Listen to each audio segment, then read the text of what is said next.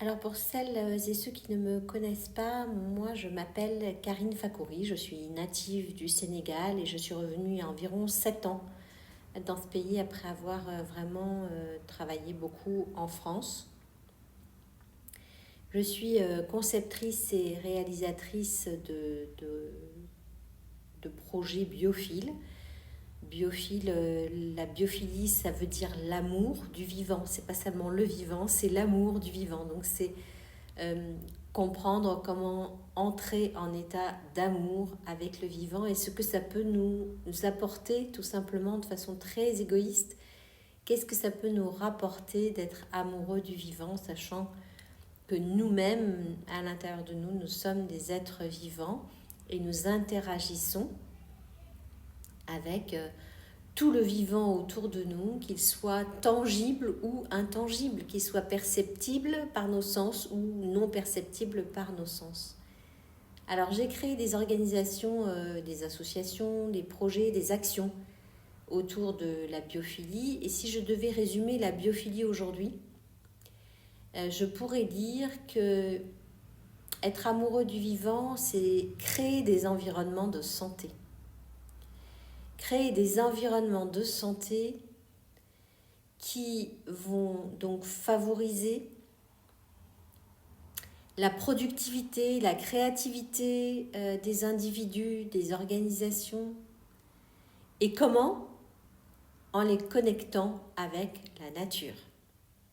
Donc la nature n'est pas, ne se présente pas du coup comme véritablement un médiateur.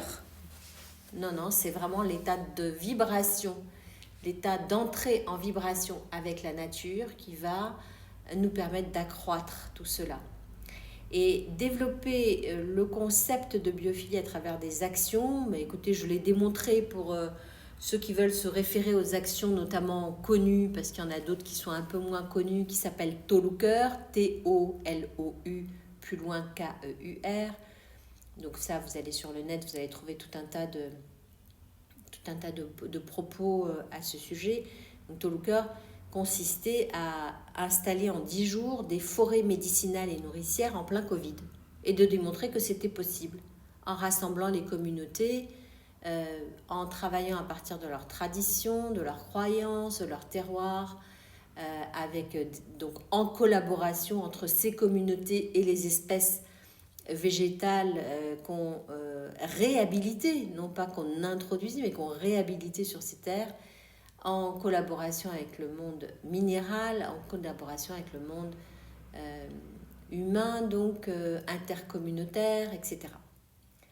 Ça, c'est une petite action biophile donc, qui nous permet d'avoir de la nourriture au quotidien, mais il ne s'agit pas juste de produire du maraîchage, il s'agit de travailler avec l'esprit de la forêt, de permettre du coup à ce qu'elle vienne couvrir le sol, permettre de produire de la nourriture à ses pieds, de permettre un état d'amour entre les différentes espèces.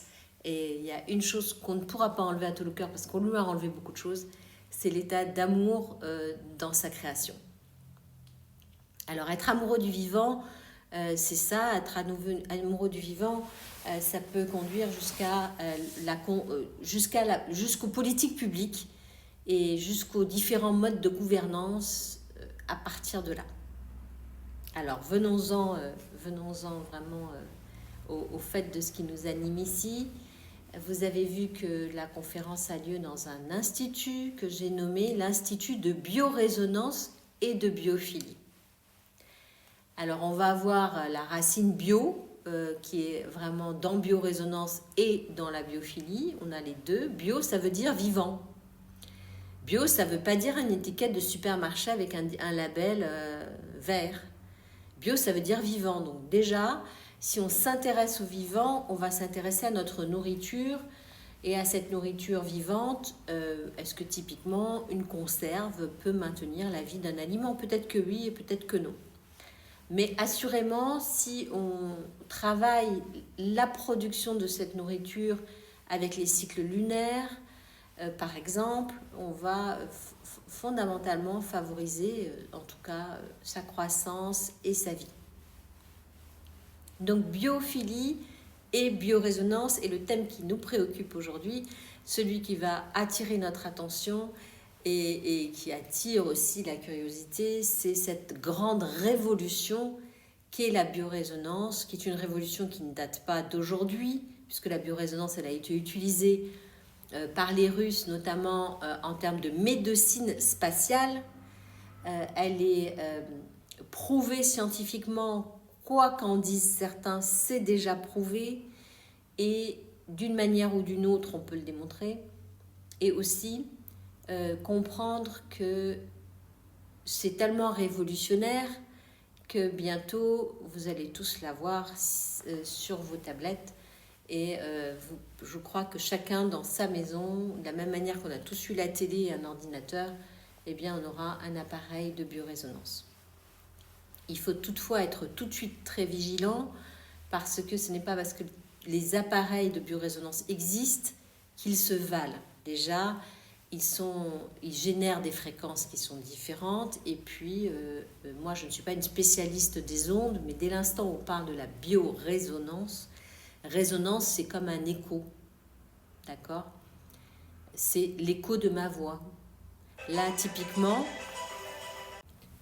oui, donc je disais que la biorésonance repose sur des principes scientifiques solides, dont la base se trouve dans la physique quantique et la médecine traditionnelle chinoise ou indienne, ou en tout cas dans les médecines ancestrales.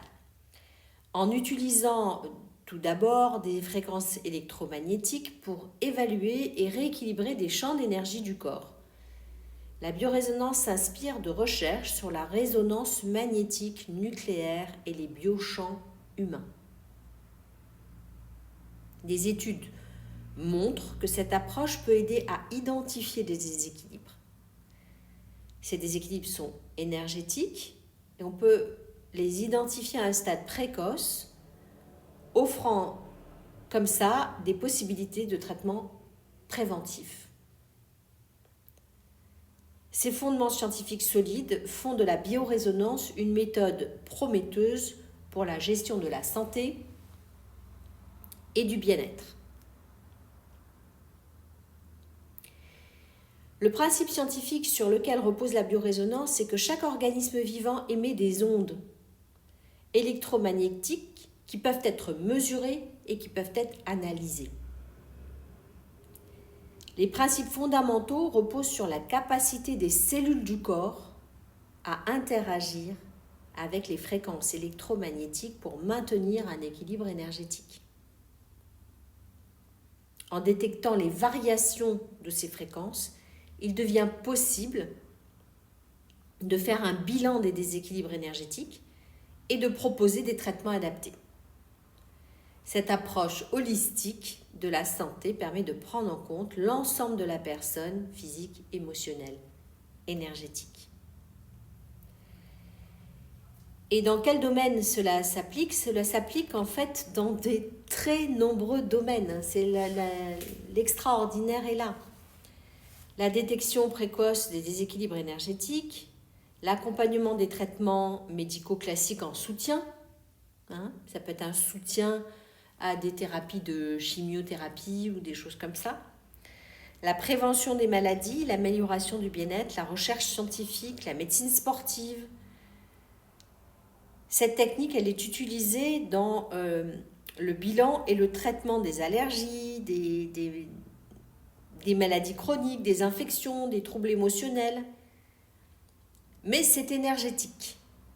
Ce n'est pas médical et en aucune façon vous ne pouvez diminuer vos traitements, arrêter vos traitements ou vous dispenser d'aller voir un médecin. Puisque ça traite, ça réinforme vos cellules. Mais on n'est absolument pas dans un traitement médical. C'est une approche donc qui est globale pour la santé et le bien-être. Et il y a une évolution constante de toutes ces pratiques de biorésonance. Alors en fait, on peut travailler directement avec des harnais qui vont donner des petites pulsations électromagnétiques à notre corps pour procéder à l'harmonisation ou à l'évaluation même. Et également, il y a une technique qui n'est pas celle que nous avons sur place pour le moment, qui est la technique NLS. Ici, nous avons la technique des rayons scalaires. Alors, les rayons scalaires, qu'est-ce que c'est ? Ce sont des ondes électromagnétiques qui se propagent dans l'espace. Ils sont caractérisés par leur capacité à transporter de l'énergie sans perte, ce qui les rend particulièrement puissants pour la biorésonance. Leur utilisation dans la technologie de biorésonance permet d'atteindre des résultats précis, rapides, en agissant directement sur les fréquences cellulaires. Et cette méthode révolutionnaire ouvre de nouvelles possibilités dans le domaine de la médecine quantique et de la thérapie énergétique. Le concept de rayon scalaire repose sur la physique quantique, où la notion d'onde stationnaire sans propagation dans l'espace est centrale. Cette avancée technologique permet d'explorer et d'interagir avec le corps humain à un niveau subatomique, offrant ainsi des perspectives inédites en matière de prévention et de traitement. Les appareils de biorésonance qui utilisent cette technologie, donc scalaire, sont dotés d'une capacité unique à scanner et à analyser le corps sans que cela soit invasif, dans sa totalité, et qui vont permettre d'identifier rapidement les déséquilibres énergétiques et les troubles psychologiques, physiologiques, avant même l'apparition du symptôme visible. Le plus important est là. Ça nous permet de le détecter avant l'apparition du symptôme visible. Alors la comparaison de la biorésonance telle que... Alors il y a plusieurs techniques, donc il y a l'électromagnétisme, il y a la technique NLS et les rayons scalaires. Eh bien, il faut savoir que ces trois techniques, c'est ce qui va nous permettre de choisir notre appareil de biorésonance. Et ce sont des applications qui sont véritablement spécifiques, on va dire. Alors, ça peut marcher donc puisque ça marche sur les cellules et sur le vivant, ça marche évidemment sur les animaux et sur les plantes. Et je caresse vraiment l'espoir d'avoir un budget de recherche qui va nous permettre d'identifier plusieurs personnes au Sénégal avec lesquelles nous allons pouvoir faire une évaluation de terrain pour la reforestation, notamment au Sahel, et qui va donc nous permettre d'avoir des statistiques, des résultats en fonction Pouvez-vous citer quelques scientifiques ? D'un avant et d'un après. Oui, bien sûr, je vais même vous lire un extrait des travaux compilés de DICOM, donc DICOM qui sont les représentants de Line Quartz, qui est un autre outil qui utilise également la médecine quantique, qui est un appareil de biorésonance, mais bon, c'est pas tout à fait ça, on va pas rentrer dans les détails maintenant. Alors eux, justement, je vais vous lire un extrait, parce que ce sont des scientifiques, donc ils vont le dire bien mieux que moi. Le premier scientifique auquel on pense, c'est Luc Montagnier, qui a écrit et commenté largement La mémoire de l'eau. Et Luc Montagnier a reçu le prix Nobel en juillet 2014. Il a décidé en fait de reprendre, lui, les travaux de Jacques Benveniste, qui était chercheur à l'INSERM et qui est décédé en 2004. Alors la théorie avancée par Jacques Benveniste à l'époque était étonnante et faisait l'objet de controverses, comme à chaque fois qu'on avance dans la science. Donc rapidement, la validité de ces travaux fut mise en doute et Benveniste fut rejeté par la communauté scientifique. Poussé par la curiosité, Luc Montagnier, prix Nobel de la médecine pour la découverte du VIH, a décidé de reprendre ses recherches. Et dès la première expérience sur le plasma sanguin de maladies infectées par le virus du sida, il détecte des ondes électromagnétiques. Ce fut une vraie surprise, je ne m'y attendais pas et j'étais fascinée par ce phénomène, se souvient le médecin virologue qui pense immédiatement aux applications médicales. Pour mettre en lumière les étonnantes propriétés de l'eau découvertes par celui qu'il considère comme le Galilée du XXe siècle, Luc Montagnier a décidé de lever le voile sur ses recherches en cours et proposé de réaliser devant caméra une expérience surprenante, la transduction de l'ADN, une approche interrogative de la biologie numérique. À Paris, des molécules d'ADN d'un patient infecté par le VIH, hautement diluées dans de l'eau stérile, sont placées dans un capteur d'ondes électromagnétiques relié à un ordinateur. Le signal numérisé obtenu est ensuite envoyé par mail à l'université du Sannio en Italie, à 1500 km. Après avoir exposé un tube d'eau pure à ces ondes numérisées, l'équipe transalpine utilise le PCR, une technique révolutionnaire qui permet de répliquer une séquence d'ADN. Constat, une molécule identique à 98% à l'originale parisienne a bien été reconstituée dans la solution aqueuse. L'eau aurait donc bien une mémoire. Les ondes électromagnétiques auraient les mêmes propriétés que la matière qui les a émises. Comment c'est possible ? Difficile de savoir. Le problème que cela pose actuellement est qu'il est demandé aux biologistes d'être à la fois des physiciens et des chimistes, et ce n'est pas forcément facile pour eux, explique Marc-Henri, professeur de chimie et de physique quantique à l'université de Strasbourg. Pour le professeur Luc Montagnier, qui travaille déjà sur des applications concernant le virus du sida, l'autisme, certaines scléroses en plaques, les maladies d'Alzheimer et de Parkinson, les débouchés sont immenses. Cette découverte remettrait en cause l'approche médicale actuelle, autant sur le plan du diagnostic que sur celui de la thérapie, le corps humain étant composé à 70% d'eau. Le jour où on l'admet donc que les ondes peuvent agir, on peut agir par les ondes, souligne Luc Montagnier. Le jour où l'on admet donc que les ondes peuvent agir, on peut agir par les ondes. Et à ce moment-là, on peut traiter par les ondes. C'est un nouveau domaine de la médecine qui fait peur, évidemment, à l'industrie pharmaceutique. Alors, nous avons déjà parlé de tous les domaines dans lesquels la biorésonance peut être appliquée de façon peut-être plus précise et pour aller un peu plus loin, ce qui est vraiment passionnant une fois que nous avons équilibré nos terrains émotionnels, physiques, énergétiques, y compris sur le plan émotionnel. Ce qui va être vraiment passionnant de découvrir, c'est qui je suis. Qui je suis quand je suis libérée de mes blessures, qui je suis lorsque j'ai réuni mes potentiels, comment je me déploie, où je vais. Ce qui est intéressant, c'est de savoir comment est-ce qu'on gagne en qualité de vie, en ouverture à la vie, en ouverture face au champ des possibles. C'est ça le plus intéressant. Et le plus intéressant aussi, à mon sens, c'est aussi de se dire que nous vivons dans des écosystèmes. J'en reviens à la biophilie dont je parlais au début. Donc nous vivons dans un écosystème. Notre corps entier est un écosystème, est un univers à part entière, interconnecté comme nous venons de le voir, et interconnecté à d'autres champs du vivant. Donc notre maison, c'est un habitat vivant.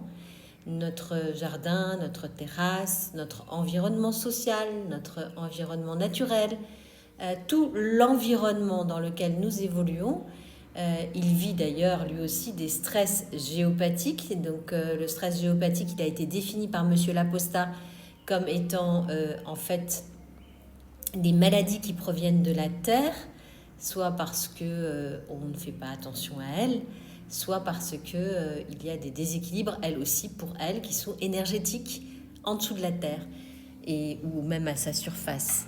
Alors la géobiologue en parle vraiment très très bien, je ne vais pas rentrer dans ce domaine-là, mais pour dire que la biorésonance, elle va équilibrer aussi à travers nous, certains appareils de biorésonance vont nous permettre d'équilibrer à travers nous ces stress géopathiques donc, qui proviennent de notre environnement naturel.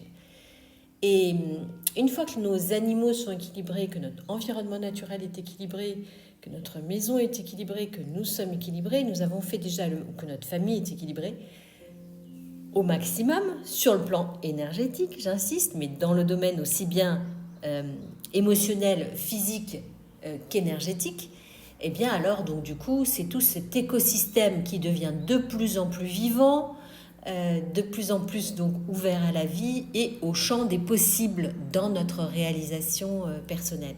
Et c'est le plus intéressant, c'est de se dire que nous traversons aujourd'hui une époque qui est vraiment incroyable, extrêmement difficile. On sent que les choses ne peuvent plus être comme avant, que nous sommes vraiment en train de faire pour le coup un saut quantique, un changement de paradigme. Donc c'est un formidable outil pour se préparer à tout ça, pour se préparer à ces changements en maintenant un état vibratoire au maximum, en maintenant cet état vibratoire le mieux possible, de manière à pouvoir rayonner à partir de soi en bien-être le mieux possible, au-delà des domaines qui sont, je viens pour une cure de rajeunissement, je viens pour enlever la cellulite, je viens pour régler un problème de prostate, je viens pour l'arthrose. Là, on est dans soutenir une pathologie, peut-être médicale d'ailleurs. On vient en soutien, donc on est en réparation. Mais imaginez ce que c'est une fois que vraiment on est dans cet équilibre. Comment est-ce qu'on attire nos potentiels à nous? Parce que là, vous pouvez aller rejoindre les travaux de Joe Dispenza, de Lipton, vraiment, il y a plusieurs personnes qui font la une de ces sujets et qui d'ailleurs utilisent la biorésonance. Voilà, donc je vous souhaite vraiment d'en profiter au maximum et d'en parler autour de vous au maximum. Ce n'est pas une accroche commerciale, c'est aussi une approche de réveil profond des consciences. On a un accélérateur de réveil de conscience. On va quand même pas s'en priver. Je vous remercie de votre attention.